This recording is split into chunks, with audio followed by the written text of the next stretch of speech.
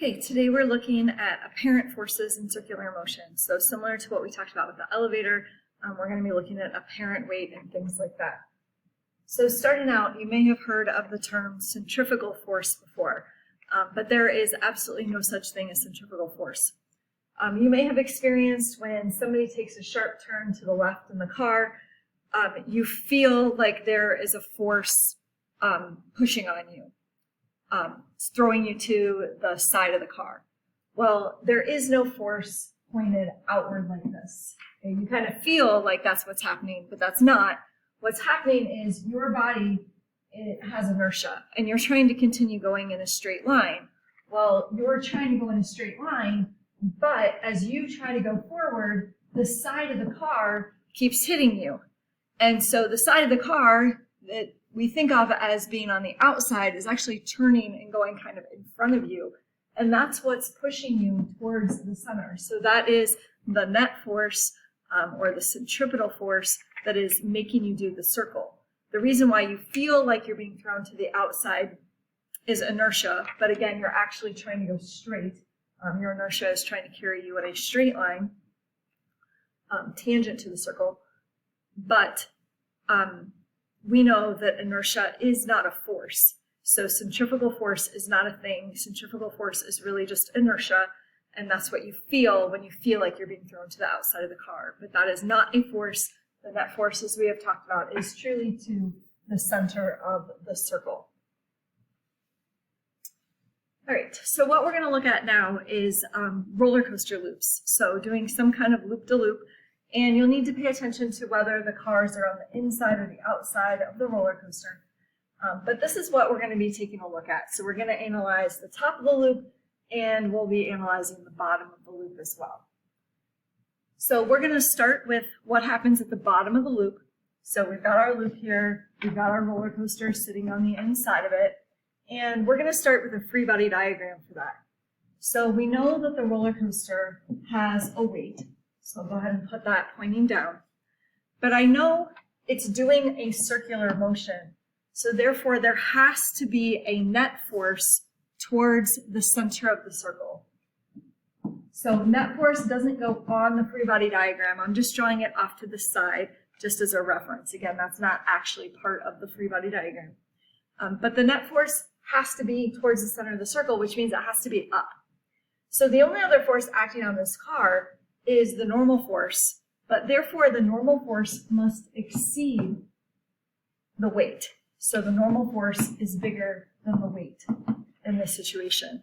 And if you've ever been on a roller coaster at the bottom of a hill, you may feel yourself being driven into the seat, or even just on a road or something that has a lot of hills to it, you may feel that sensation of being driven into your seat, and that's why. It's because the normal force is actually greater than your weight. And remember that the normal force is your apparent weight, just like we talked about with elevators. So your apparent weight is larger than the actual weight of the object. So obviously this is not an equilibrium situation. So we can do net force equals ma. Net force comes from the free body diagram. We're always going to subtract big minus small, so we don't have to worry about negatives with the acceleration. So the net force in this case would be the normal force minus the weight. And on the other side, we know that with centripetal motion, the net force is always equal to ma, but a is always equal to v squared over r. So I know that that's what the net force is equal to. In other words, this is how unbalanced my picture is. That's how much more the normal force is compared to the weight. So if I solve this for normal force, you'll see it's the weight plus this extra bit. And if v is bigger, so if I'm going faster, my normal force will be bigger. And I can also see an inverse relationship with n and r. So if the radius is smaller, if you're doing a tighter loop, if the radius goes down, that would also cause the normal force to increase as well. All right, so that's what's happening at the bottom of the loop. Now we're going to take a look at the top of the loop, and keep in mind that in this case, the roller coaster is inside like that. So it's not sitting on the outside of the loop, it's not going over the top of the hill, but it's actually looping around like this on the inside of the track. So if I draw a free body diagram in this case, of course we have the weight pointing down. That would be the same size as in the last picture. But what's different this time is that we also have the normal force, and the normal force is always perpendicular to the surface, and because the surface is here, the normal force is also pushing down. So you just make your dot a little bit bigger, and we also have the normal force pushing down. Now, I'm not trying to say the normal force is smaller or bigger than the weight. We'll talk about that in just a moment. In fact, it could be either. But what I do know is that in this case, if I want to find the net force, because I know it's not in equilibrium, both of these forces are pointing down. So I would have to add them together. There is no force pointing in the upward direction. So it would be the normal force plus the weight is equal to, and then once again, instead of calling it ma, we know this is the centripetal acceleration. It's acceleration because we're changing direction, not because we're changing speed. So it is equal to v squared over r. So that means the normal force is equal to whatever this is minus the weight. So it is possible for the normal force to be, and again, the normal force is also called the apparent weight.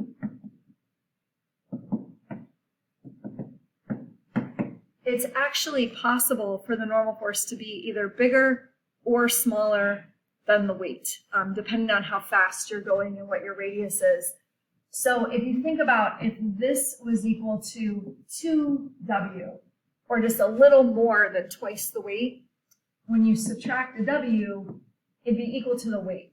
So anytime this starts to be greater than 2w, greater than twice your weight, you're going to start feeling a force that is, I put that sign kind of the other way, but anytime this number is bigger than twice your weight, when you subtract w, you'll end up with an answer that is a little bit greater than your actual weight. So it is possible to feel both heavier or lighter, depending on the circumstance.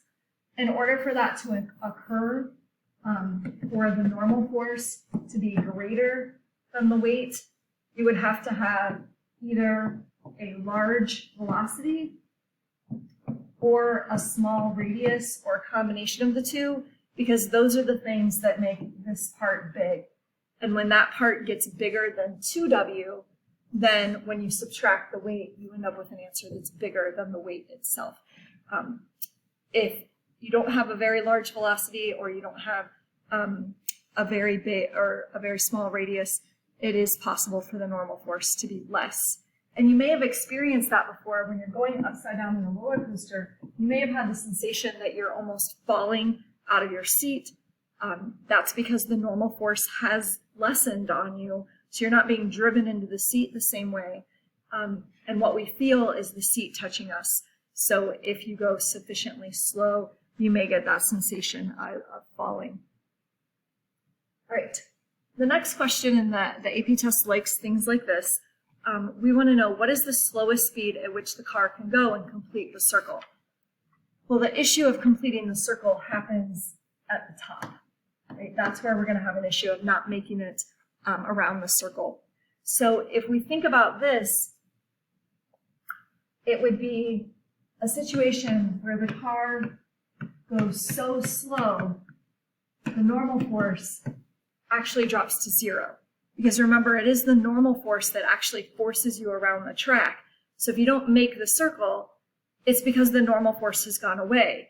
So if we drew the free body diagram, the free body diagram would just be the weight. And we know that when we have a free body diagram that's just the weight, you are actually in the state of free fall, which means you are not making it around the circle. Right? It's kind of like if I take my keys and just go kind of slow, they get to the top, and then they just kind of fall down. Whoops, sorry, that was a little too fast. But they get to the top and just kind of fall. In this case, it's tension going to 0, but in the case on the board, it would be the normal force going to 0. Right. So if I want to analyze the situation, I want to know, well, what is this speed? What is that critical speed that you have to go greater than? Well, the net force is still equal to ma. And again, when the normal force basically goes to 0, you're left with the weight. So this would be the weight equals ma. But we know that weight is equal to mg. And we also know if we're doing uniform circular motion, we're talking about centripetal acceleration, which is v squared over r. So you can see the mass actually cancels out. So the critical speed doesn't depend on your mass. That's why when you jump on a roller coaster, they don't have to check your weight or anything like that. But if we solve this for v, you would multiply the g times the r on the other side, and you would get v equals the square root of gr.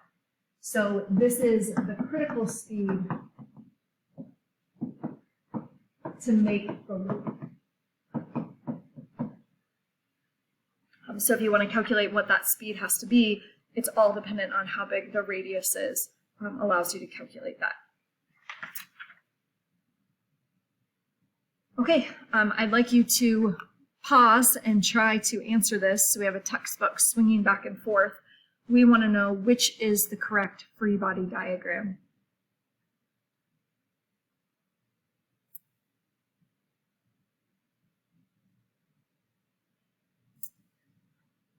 Well, first of all, these two are out because there is no force making it go forward. The only reason this is here is that's the direction of the velocity. The velocity is tangent to the circle, but there is no force making it go that way. That's just inertia. Inertia is not a force, so that arrow should definitely not be there.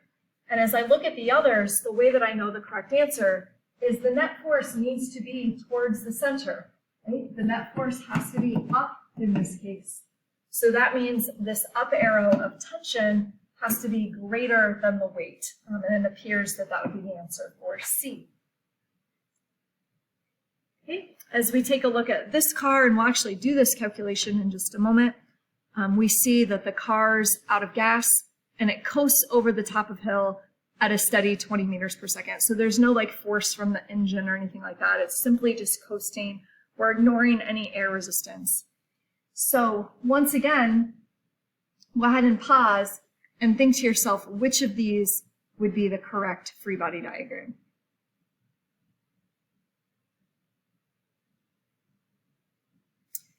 Okay. And once again, there is no velocity going, or there is a velocity going forward, but there's no force going forward. There's no engine force or anything like that. So that should not be there. But in this case, because the car is on the outside, the net force still has to be to the center of the circle. So therefore, in this case, I know that the down arrow has to be bigger than the up arrow. So this is my weight, this is my normal force. My apparent weight would actually be less than my weight. So I would, for sure, in this case, no other options, I would feel that sensation of almost flying out of my seat because the normal force has decreased, and that's why you feel yourself kind of lift up when you go quickly over the top of a roller coaster hill. All right, so this time the difference is we're inside the loop and we're going this way. So go ahead and pause and see if you can figure out what is the correct answer this time.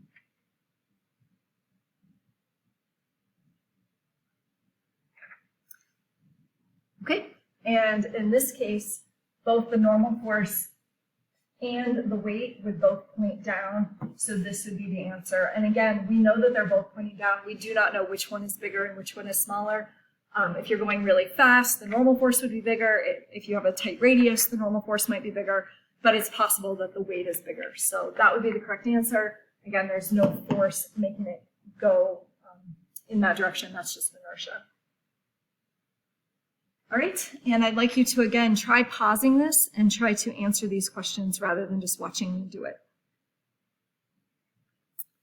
And in fact, I don't have quite enough time to sneak this answer in, so go ahead and try this, and then you'll need to switch to the next video, which will just be a minute or two to go over this problem. But please try it first to make sure that you are able to calculate the normal force in particular for this problem.